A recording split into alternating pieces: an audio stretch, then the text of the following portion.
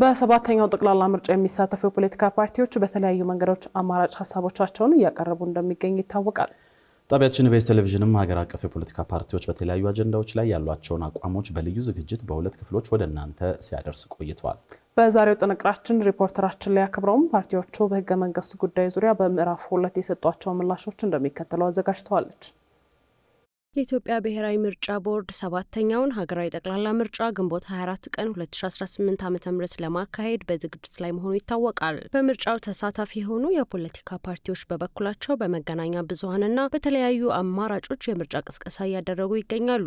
ፓርቲዎቹ በምርጫ አሸንፈው ወደ ስልጣን ቢመጡ ስለሚተገብሯቸው አማራጮች እንዲሁም ስለሚቀይሯቸው አሰራሮችም እያሳወቁ ይገኛሉ። ጣቢያችን ኢቢኤስ ቴሌቪዥንም ሲያሰራጭ በቆየው ምርጫ 2018 የኛ ድምጽ ልዩ ዝግጅት በምርጫው ለመሳተፍ በዝግጅት ላይ ያሉ ሀገር አቀፍ ፓርቲዎች በተለያዩ አጀንዳዎች ላይ ሀሳባቸውን አጋርተዋል። በመጀመሪያው ምዕራፍ 8 ሀገር አቀፍ ፓርቲዎች በጣቢያው ተገኝተው ለተዘጋጁላቸው 5 ዋና ዋና ሀገራዊ ጥያቄዎች ምላሽና ማብራሪያ መስጠታቸው የሚታወስ ሲሆን በምዕራፍ 2 ዝግጅታችንም በተመሳሳይ 9 የፖለቲካ ፓርቲዎች ተሳትፈዋል። በምዕራፍ 2 ዝግጅታችን ለፖለቲካ ፓርቲዎቹ ከቀረቡ ጥያቄዎች አንደኛው ከ3 አስርት ዓመታት በላይ ያስቆጠረው የፌዴራል ህገ መንግስትን የተመለከቱ ይገኝበታል። የዝግጅት ክፍላችን አሁን በኢትዮጵያ እየተተገበረ ያለው ህገ መንግስት መሻሻል አለበት ብለው ያምናሉ ወይ የሚለውን ጥያቄ አንስቶ ፓርቲዎቹ ምላሻቸውን አጋርተዋል። የኢትዮጵያ ህገ መንግስት ብዙ ዲፊሸንሲ ያለው ነው። አሁን አንቀጽ በአንቀጽ እንግዲህ ሎየሮች አይደለንም፣ ይሄ የፖለቲካ ሰዎች ነን። ብዙ አንቀጾች መቀየር አለባቸው። እንደውም በእኛ አመለካከት ህገ መንግስቱ ታግዶ ሌሎች የሰብአዊ መብት ነክ ነገሮች በሁሉም ህገ መንግስት ውስጥ ያሉት እንዲቀጥሉ ቢደረግም ዋናው አንኳር የዚህ አሁኑ ህገ መንግስት ዋና አንኳር ጉዳዮች መቀየር ያለባቸው መለወጥ ያለባቸው ናቸው ብለን እናምናለን። ህገ መንግስቱ ያው መሻሻል እንዳለበት ያምናል። የሚሻሻለው ህገ መንግስት ግን በህዝቡ ይሁንታ ማግኘት መቻል አለበት ብሎ ያምናል። ምክንያቱም ህገ መንግስቱን በህዝብ መጀመሪያ ቀድሞ የነበረው ህገ መንግስት በህዝብ ያስተቻል። ይሄኛውን ይነጣጥለናል፣ ይገነጣጥለናል፣ ይሄ ደግሞ ያሳድገናል፣ አብሮነትን ይፈጥራል የሚለውን ይዘን እንቀጥላለን። ይሄ ደግሞ አያስፈልግም ምክንያቱም ይሄንን ክፍተት ይፈጥራል የሚለው ደግሞ እንቀይራለን። ህገ መንግስት ማለት ባይዘው ወይ ቅዱስ ቁርአን ወይም ደግሞ መጽሐፍ ቅዱስ አይደለም።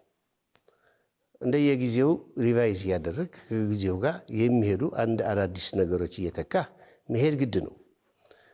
ይሄ አሁን ያለው ህገ መንግስት ብዙ ጠቃሚዎች አሉት። ተቀዶ መጣል አለበት አንልም እኛ።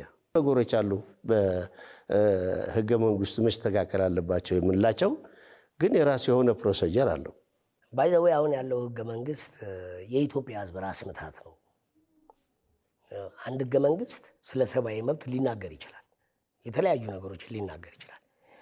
በህዝብ ድምጽ የጸደቀ የሀገር ኮንስቲቱሽን ያስፈልጋል። እኛ ይህን ኮንስቲቱሽን የሀገር ራስ ምታት የሆነን ኮንስቲቱሽን በህዝባችን ድምፅ የሀገሪቱ ኮንስቲቱሽን መሰራት አለበት ብሎ ነው የሚያምነው አንድ ኢትዮጵያ ዲሞክራሲ ፓርቲ። ከውስጡ መቀየር ከውስጡ ማስተካከል የሚባል የለም። አሁን ህገ መንግስቱን ከማስተካከል የተለያየ ፓርቲ ህገ መንግስትን የማስተካከል ስልጣን የለውም። ፓርቲያችን ሲመረጥ ይህንን ኮንስቲቱሽንን ለሀገር መስራት የህዝብ ስልጣን ነው። በህዝብ የተመረጡ ምሁራኖች እንዲሰበሰቡ ኮሚሽን እንዲቋቋም በዛ ኮሚሽን አማካኝነት ኮንስቲቱሽኑ ተሰርቶ ህዝብ እንዲወያይበት ማድረግ፣ ህዝብ ተወያይቶበት ካመነበት ድምፅ እንዲሰጥበት ማድረግ፣ በህዝብ ሀሳብ በህዝብ ፍላጎት ላይ መሰረት ያደረገ የሀገር ኮንስቲቱሽን ሀገሪቷ ያስፈልጋታል። ከጣቢያችን ጋር ቆይታ ያደረጉት ፓርቲዎቹ መስተካከል ይገባቸዋል ያሏቸውን አንቀጾችም እንደሚከተለው አብራርተዋል። አንደኛ አንቀጽ 40 ላይ መሬት እገባለሁ አንቀጽ እንዲሻሻል እንፈልጋለን።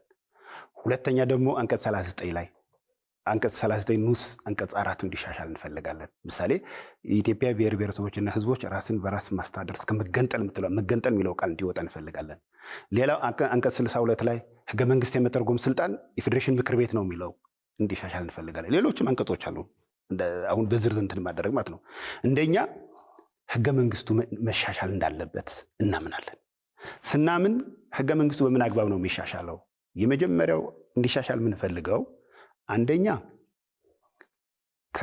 ከህዝብ ህጋዊ እውቅና ካላቸው ፓርቲዎች ውስጥ ሶስት ፓርቲዎች በጣምራ እንዲሻሻል ጥያቄውን ካቀረቡ፣ ሁለተኛ ታችኛው ምክር ቤትና ላይኛው ምክር ቤት ወይ ደግሞ የህግ መወሰኛና የህግ መምሪያ እንዲሻሻል ጥያቄውን ከዚህ ውስጥ ያሉ አካላት በጣምራ ወይም ደግሞ በተናጠል እንዲሻሻል ጥያቄውን ካቀረቡ እንዲሻሻል እናደርጋለን። ሁለተኛ ራሱን የቻለ ጠቅላይ ፍርድ ቤት፣ የህገ መንግስት ፍርድ ቤት የተለያዩ አካላት ጥያቄ ባቀረቡ፣ ሲቪክ ማህበራት ጥያቄ ካቀረቡ እኛ እንዲሻሻል እንፈልጋለን ማለት ነው። ህገ መንግስት ማሻሻያ አንደኛ የሃይማኖት ጉዳይ የያዘው የህገ መንግስት አንቀጽ መሻሻል አለበት ብለን እናነሳለን። ከዚህ ጋር ተያይዞ የቀን አቆጣጠር፣ የሰንደቅ ዓላማ ጉዳይ የያዛቸውን አንቀጾች መሻሻል አለባቸው ብለን እናምናለን። ከዛ ውጪ የአንቀጽ 39ም ተመሳሳይ መሻሻል የሚገባቸው ጉዳዮች አሉ። ከዛ ውጪ የህግ አውጭና ህግ ተርጓሚውም ጭምር በእኛ ፕሮግራም ወይም በእኛ ምርጫ ማኒፌስቶ ላይ በግልጽ አስቀምጠነዋል። የህግ አውጪ የህግ ተርጓሚ ጉዳዮች እጅግ በጣም አሳሳቢዎች ናቸው። ህግ የሚያወጣው በገዢው መንግስት የተመሰረተው ፓርላማ ነው። ህግ የሚፈጽመው በገዢው መንግስት የተመሰረተው ፌዴሬሽን ምክር ቤት ነው። ይሄ መለያየት መቻል አለበት በሚል ህግ ተርጓሚው በፍርድ ቤት የሚል በዝርዝር ያስቀመጥናቸው ፕሮግራሞች አሉ ማለት ነው።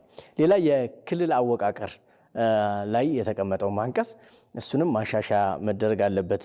ኢትዮጵያዊነትን የማያበረታቱ እልፍ አንቀጾች አሉ፣ መስተካከል አለባቸው። ለምሳሌ ቅድም እንደጠቀስኩት አንቀጽ 39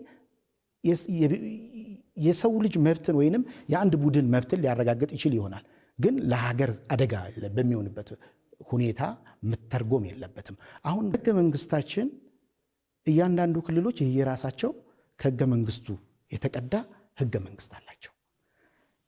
በሚያስደነግጥ ሁኔታ በኢትዮጵያ ታሪክ አንዳንድ ክልሎች ክልሉን ለአንድ ለራሱ ብሔር ብቻ ይሰጣሉ።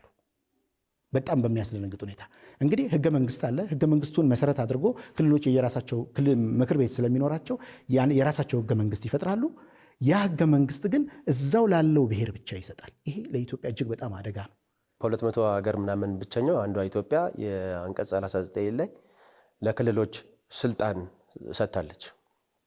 ይሄ የፌዴራሊዝም ስርዓት ውስጥ እውነት ለመናገር ፈጣሪ ማግዞን ጠብቆ ነው እንጂ እስካሁን በመጣንበት ሂደት ውስጥ ኢትዮጵያ ከ6 እና ከ7 በላይ ሀገር የምትሆንበት እድል ነበር።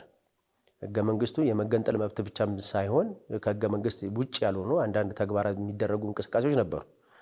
ከመጀመሪያው ገጽ ስጀምርልሽ አንቀጽ 4 አካባቢ ላይ ይመስለኛል የኢትዮጵያ ብሔር ብሔረሰቦች ብሎ ነው የሚጀምረው። ይሄድና ደግሞ ገጽ 26 አይ ቲንክ አካባቢ ላይ ይመስለኛል የኢትዮጵያ ዜጎች ደሞ ብሎ ይመጣል ማለት ነው። ህገ መንግስቱ በራሱ የተጣረጸ አንደኛ ብሔር ብሔረሰቦች ብሎ እውቅናን የሰጠ ህገ መንግስት ነው። በሌላ በኩል ደግሞ ሄድና ዜጎች ብሎ ደግሞ ይሰጣል። ብሔር ብሔረሰቦች የሚባለው የዜጎቹ አካል አንድ ነው። አንቀጽ 8 ይጀምራል። ኢትዮጵያ ያው የብሔሮች ብሔረሰቦችና ህዝቦች ነች፣ ሉዓላዊ እንትን ነች ይላል ህገ መንግስቱ ላይና የማንተኑ ላይ አንቀጽ 8 ላይም መግቢያው ላይም በአንቀጽ 8 መሰረት ህዝቦች ብሔረሰቦች ህዝብ የሚለው በምንድነው ዲፋይን የተደረገው አይታወቅም። ባይዘወይ ከብያኔው ጀምሮ በደንብ ግልጽ መሆን አለበት ለህዝቡ። አንቀጽ 39 ሌላው ለሰዎች ለብሔሮች ለክልሎች የሚሰጠው እንትን እንዳለ ሆኖ መብት እስከ መገንጠል የሚለው ባይሆን የሚለው ነገር እሱ ላይ ማሻሻያ ቢኖር እንላለን። ሌላው የመሬት ፖሊሲው ነው። የመሬት ፖሊሲው ለስሙ መሬት በኢትዮጵያ የህዝብና የመንግስት ነው ይላል፣ የመንግስትና የህዝብ ነው ይላል። ያም ሆኖ ግን ህዝብ አንድ ቦታ ላይ የሆነ ነገር ቋሚ ነገር ካልሰራበት ተክል ኦር ቤት ምናምን ነገር ካላደረገ የሱ አይደለም። ማንኛውም በማናቸውም ሰዓት መንግስት ለሆነ ነገር ሊያደርገው ይችላል ማለት ነው። ይሄ አግባብነት የሌለው ነው። ምላሽ የሰጡን 9ኙም የፖለቲካ ፓርቲዎች ህገ መንግስቱ የህዝብን ጥቅም ያከበረ መሆን እንዳለበት በመጥቀስ የሚሻሻልበት ሂደትም ህዝቡን ባካተተ መልኩ መሆን እንዳለበት አንስተዋል። ከፓርቲዎቹ አንዳንዶቹ አሁን በህገ መንግስቱ የሰፈሩ ድንጋጌዎች በአግባቡ እየተተገበሩ አለመሆኑን አስረድተው ጠቃሚ የሆኑ የህገ መንግስቱ ክፍሎች ተግባራዊነታቸውን መመዘን እንደሚያስፈልግም ነው ምክረ ሀሳባቸውን የሰጡት። በዚሁ በምርጫ 2018 የኛ ድምጽ ዝግጅታችን ከህገ መንግስቱ ጉዳይ በተጨማሪ ሌሎች ሀገራዊ ጉዳዮችንም ጠይቀን ምላሽና ማብራሪያ ሰጥተውናል።